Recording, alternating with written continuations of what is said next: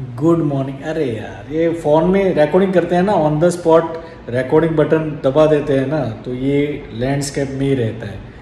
अभी तो हम चेक कर रहे हैं हमारे दूसरे वाले फ़ोन से रिकॉर्डिंग करने के लिए, क्योंकि पहला वाला फ़ोन है ना, थोड़ा हीट मार जाता है। आपने शायद मेरे जयपुर वाले ब्लॉग देखे होंगे, तो उसमें मैंने बोला था जब हाथी गाँव में गए थे ना, तो वहाँ पे ऐसे जब रिकॉर्डिंग कर रहा था ना, ऐसा हीट मार रहा था भाई, पूछो ही नहीं। तो हेलो गाइस, कैसे हो सब लोग? Welcome to my YouTube channel. बाकी बहुत दिन के बाद आए हैं बात करने के लिए। आज के ब्लॉग में आपको मैं इम्पोर्टेंट बात बता रहा हूँ नेपाल ट्रिप के बारे में, तो बने रहिए। तो हमने ये 1.5 महीने में बैक टू बैक 4 ट्रिप की है। सबसे पहले हम लोग गए थे जैसलमेर, उसके बाद गए हम नेपाल पोखरा, फिर उसके बाद गए हम जयपुर, और उसके बाद मैं गया था उदयपुर। हालांकि उदयपुर वाले ब्लॉग मैंने किए नहीं, क्योंकि क्या है कि उदयपुर वीकेंड जैसा था, वीकेंड पार्टी करने के लिए गए थे फैमिली के साथ, तो इतना ज़्यादा मैंने रिकॉर्ड किया नहीं, क्योंकि सेम प्लेस को बार बार दिखाना आप लोग भी बोर हो जाएंगे।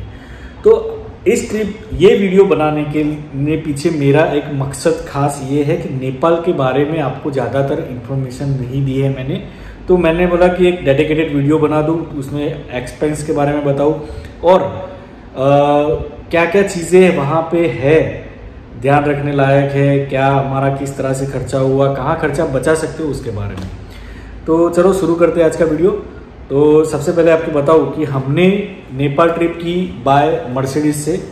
तो यहाँ से हम अहमदाबाद से लखनऊ तक मर्सिडीज़ में गए, लखनऊ से अयोध्या तक मर्सिडीज़ में गए।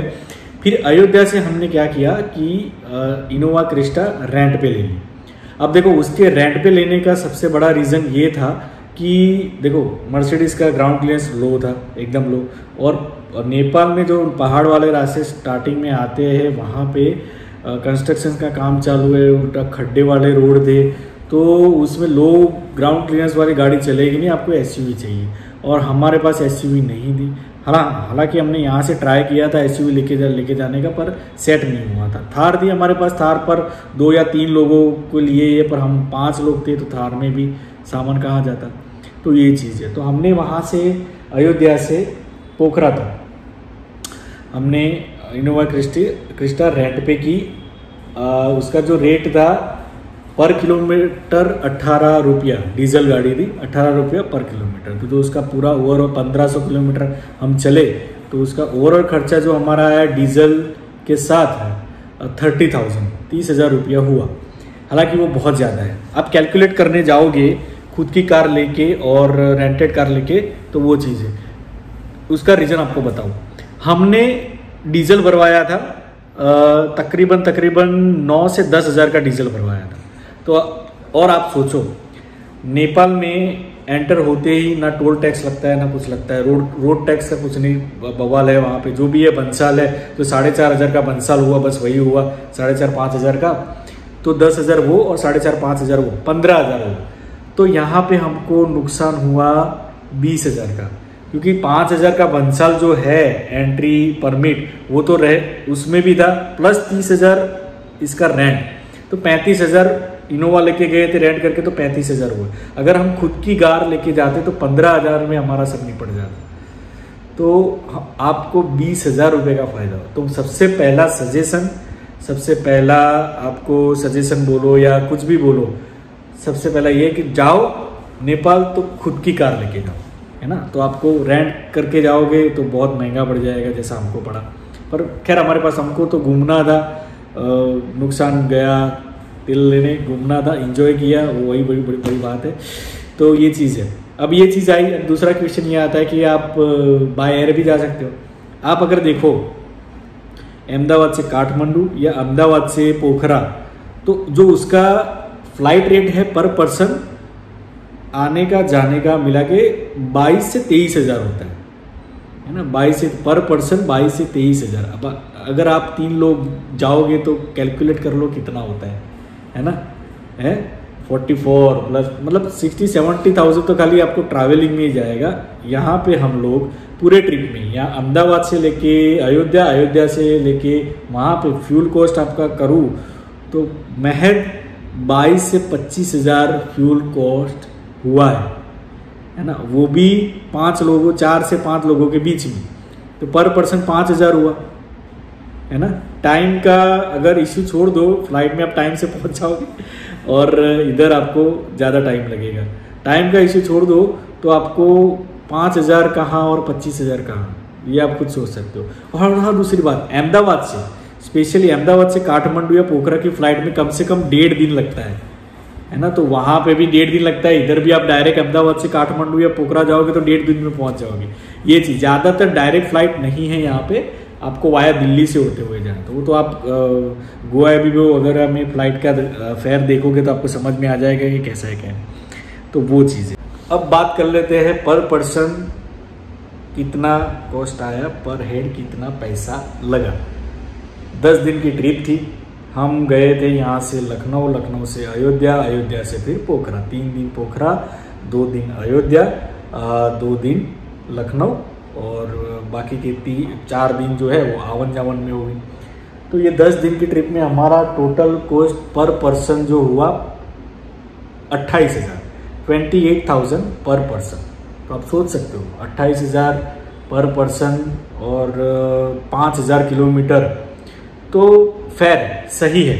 इतना कोई ज़्यादा भी नहीं है और इतना भी ज़्यादा प्रॉब्लम करने वाला नहीं है, क्योंकि उसमें हमने अच्छे से खाया, अच्छे से पिया, क्लब में भी 2 बार क्लब में भी गए, फुल एंजॉय किया, अच्छे होटल में खाना खाया है, होटल में स्टे किया हमने, तो अच्छा था। सस्ती होटल हमको नेपाल पोखरा में मिली, क्योंकि सबसे पहली जो ऑर्चिड होटल की थी वो खाली हमको महज 1700 रुपये में पड़ी। बहुत डिसेंट होटल। अब अगर आपने वो वाले ब्लॉग नहीं देखे तो आप ब्लॉग चेक कर सकते हो नेपाल ट्रिप के।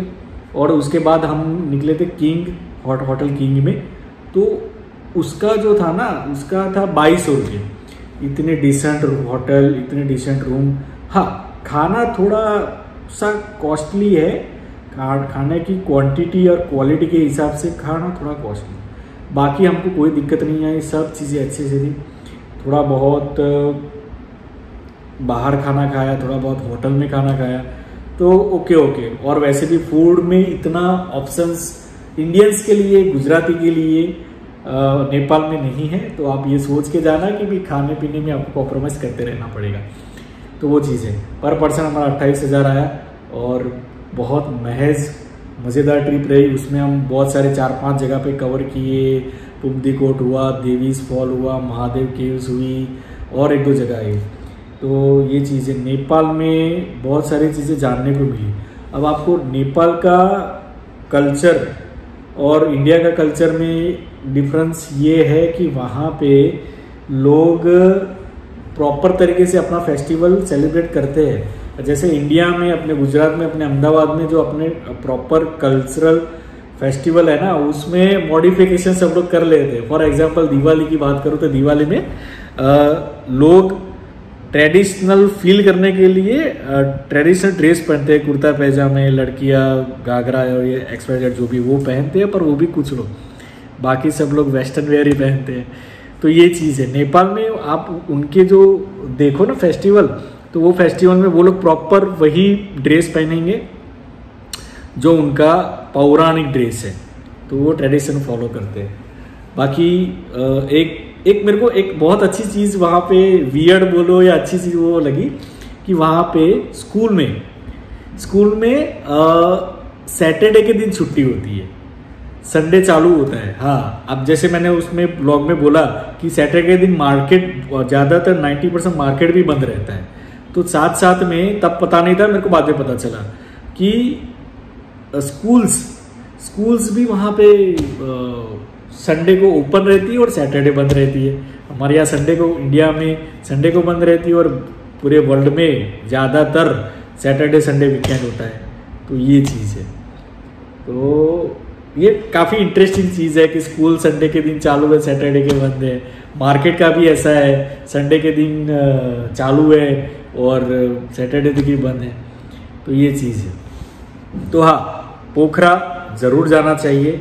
मैं तो बोलता हूँ काठमांडू जाओ, उससे अच्छा सबसे पहले पोखरा जाओ, क्योंकि पहले पोखरा आता है। 200 किलोमीटर का अंतर है। पोखरा काठमांडू में क्या है कि चीज़ें घूमने लायक है, पर जो रियल एक्सपीरियंस करना हो ना नेचर का, और वहाँ पे लोग ट्रैकिंग ज़्यादा करते हैं पोखरा में, तो जो ट्रैकिंग लवर है उसको ये चीज़, ये पोखरा बहुत पसंद आएंगी। और सबसे ज़्यादा फॉरेनर्स, रशियंस लोग, फॉरेनर्स लोग आपको पोखरा में मिलेंगे। सब लोग 90% लोग सिर्फ और सिर्फ ट्रैकिंग करने के आते हैं। वो लोग पार्टी नहीं करते, क्लब व्लब में नहीं दिखेंगे, वो आपको दिन में खाली पहाड़ों में ट्रैकिंग में ही दिखेंगे।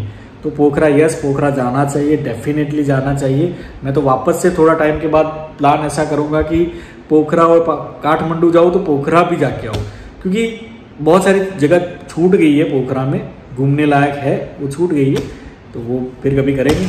तो चलो गाइस, ये था, मेरे को लगा कि आपको इन्फॉर्मेशन देना चाहिए मेरी ट्रिप के बारे में, मेरे एक्सपेंस के बारे में, कितना हुआ पर हेड नेपाल ट्रिप का, तो इसलिए आपको बता दिया। तो आई होप आपको ये वाला पूरा जो ब्लॉग है, जो एक्सपेंस के बारे में बताया, वो आपको समझ में आ गया। तो बने रहिए, ऐसे ही वीडियोस, ट्रैवल के वीडियो और इन्फॉर्मेटिव वीडियो लाता रहूँगा। और नेक्स्ट ट्रिप बहुत जल्द प्लान कर रहा हूँ, वो भी आपको आने वाले ब्लॉग में बता दूंगा। चलो गाइस, मिलते हैं नेक्स्ट ब्लॉग में। सी यू, साया।